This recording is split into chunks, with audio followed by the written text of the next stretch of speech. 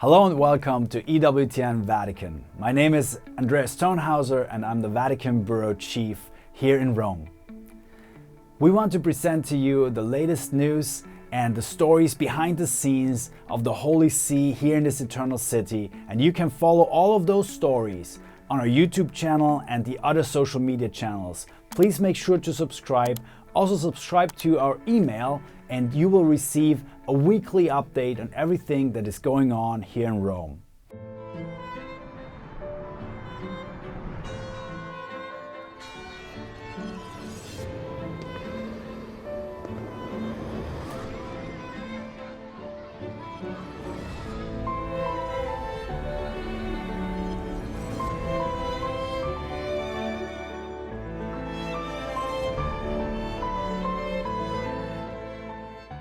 This week on Vaticano, learn about the legacy of a French cardinal known for his work in saving Jews during the Holocaust. Uncover Lenten traditions held in Rome as the Church gets ready for the 40-day journey to Easter. For this and more, Vaticano starts now. ',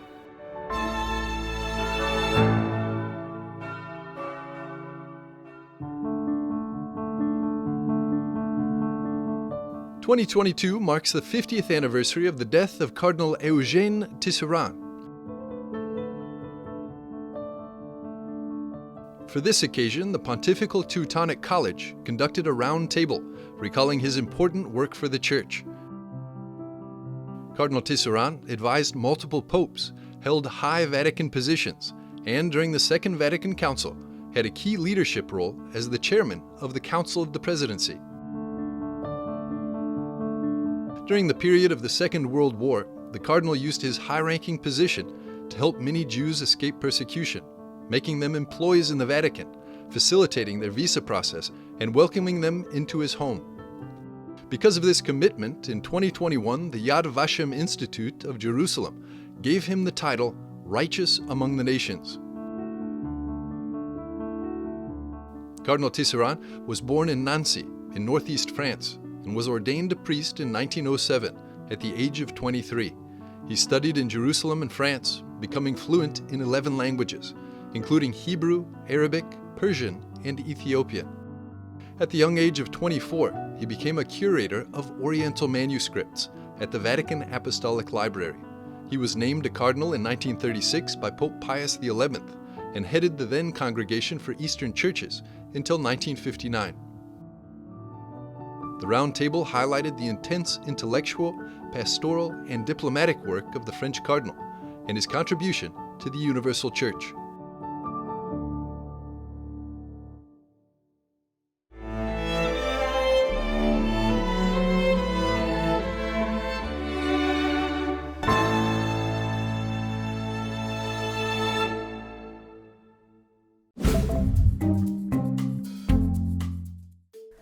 Welcome to the Vaticano updates with the most important news from the Holy See. The number of Catholics have increased to 1.36 billion worldwide in 2020.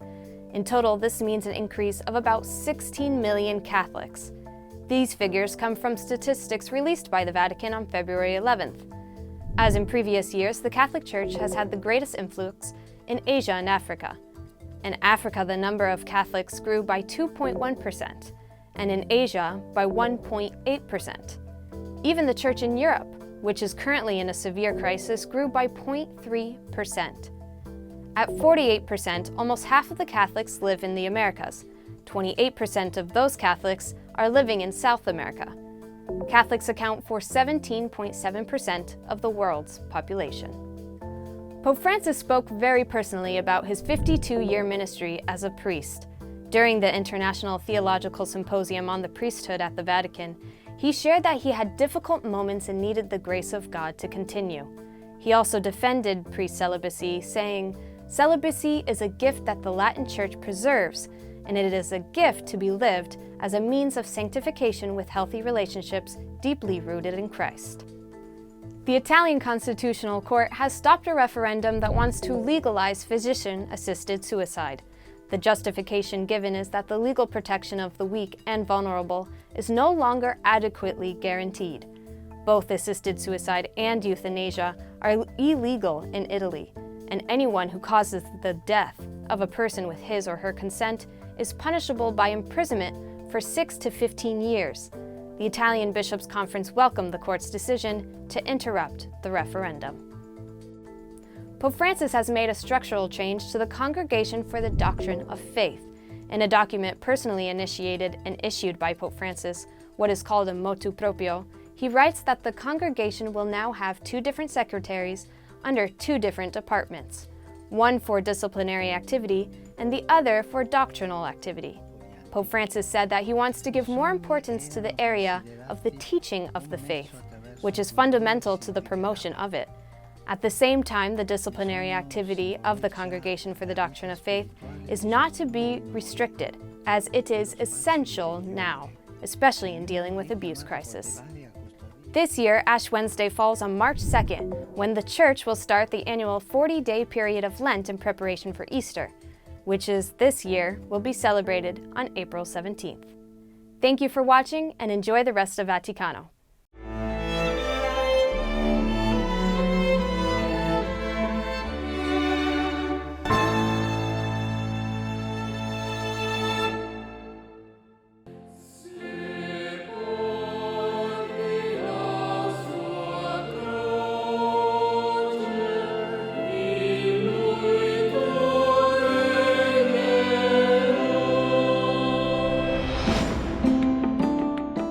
In recent years, there have been many attacks against the seal of the sacrament of confession.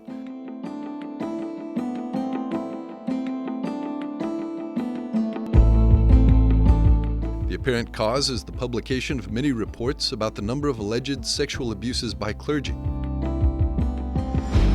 These reports have also instilled in public opinion a fictitious legitimization by civil authorities of intervening in the area of religious liberty, concretely seeking to violate the sacramental seal of confession when this regards sexual abuses.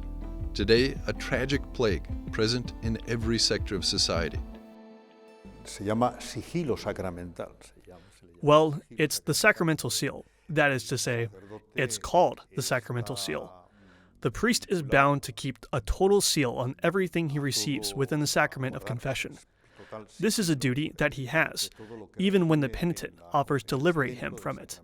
The confessor must maintain it. The penitent cannot free him from this seal. It is a duty that the minister has carried out in the name of the Creator, who is the only one who can forgive sins. The Catechism of the Catholic Church explains that given the delicacy and greatness of this ministry and the respect due to persons, the Church declares that every priest who hears confessions is bound under very severe penalties to keep absolute secrecy regarding the sins that his penitents have confessed to him. This secret, which admits no exceptions, is called the sacramental seal, because what the penitent has made known to the priest remains sealed by the sacrament. La violación del sigilo sacramental es una pena. The violation of the sacramental seal is a canonical penalty, a canonical censure, that leads to excommunication. Effectively, the priest would have to submit himself to whatever unjust penalty so as to protect the seal, something that is his duty before God and his ministry. The canonical censure is regulated by Canon 1388 of the Code of Canon Law, which establishes that a confessor who directly violates the sacramental seal incurs a late sententiae excommunication reserved to the Apostolic See. One who does so only indirectly is to be punished according to the gravity of the crime. It is important to distinguish 3 aspects of this relationship between priest and faithful, underscored also in a note from the Apostolic Penitentiary on the 1st of July, 2019. First, one thing is the sacramental seal, that is, that which the priest receives in the sacrament of confession. Second, another thing is the internal extra-sacramental forum, such as spiritual direction. Third, and finally, the information shared under the seal of the secret, under which falls the pontifical secret. Some months ago, the Pope lifted the pontifical secret from all the issues related to the treatment of the crimes of pedophilia and pederasty. Previously, they were included within the penal cases, the penal processes, and all of these were matters of the pontifical secret. But the Pope has lifted it. What does this mean? That it can be spoken of? No, this just means that this is no longer under the pontifical secret, and that one must inform those individuals who have legitimacy to have access to that information on these matters, but they continue to be preserved. It is important to insist on the difference between the professional secret and the seal of confession. That seal, as Pope Francis has strongly affirmed, although it is not always understood by the modern mentality, it is indispensable for the sanctity of the sacrament and for the freedom of the conscience of the penitent.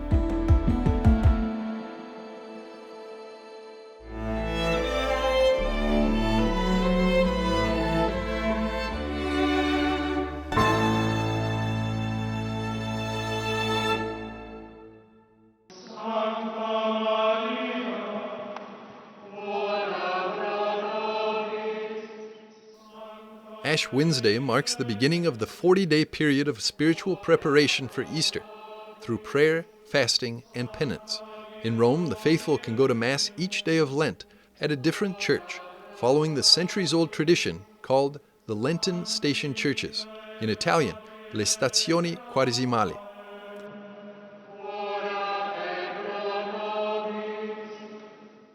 The first station church is the Basilica of St. Sabina on the Aventine Hill, where the Pope celebrates the Ash Wednesday liturgy.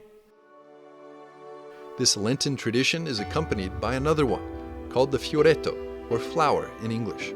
Fioretto is a small sacrifice, which could be a good deed, a specific prayer, or what is popular among Italian children, giving up candy. You keep this Fioretto throughout Lent. Then once the church bells ring at 11 a.m. on Holy Saturday, announcing the end of Lent, you can see many children once again enjoying their candy.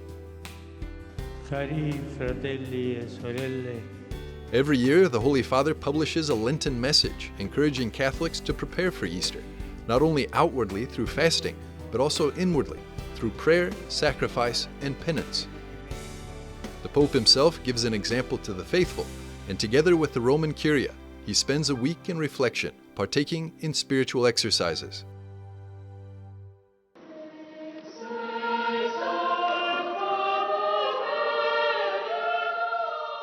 On the fifth Sunday of Lent, known as Passion Sunday, Catholics partake in another tradition. After Vespers at 5 p.m. at St. Peter's Basilica, from the balcony located above the statue of St. Veronica, a special blessing is given with a relic of the Holy Face. Since the Middle Ages, this relic has been venerated as a true image of the face of Jesus.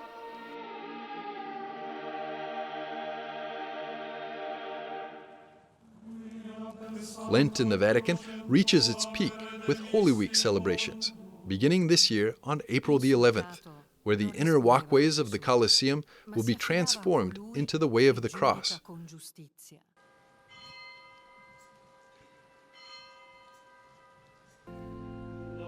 St. Peter's Square will be turned into a cathedral under the open sky, and Rome will become the capital of Easter.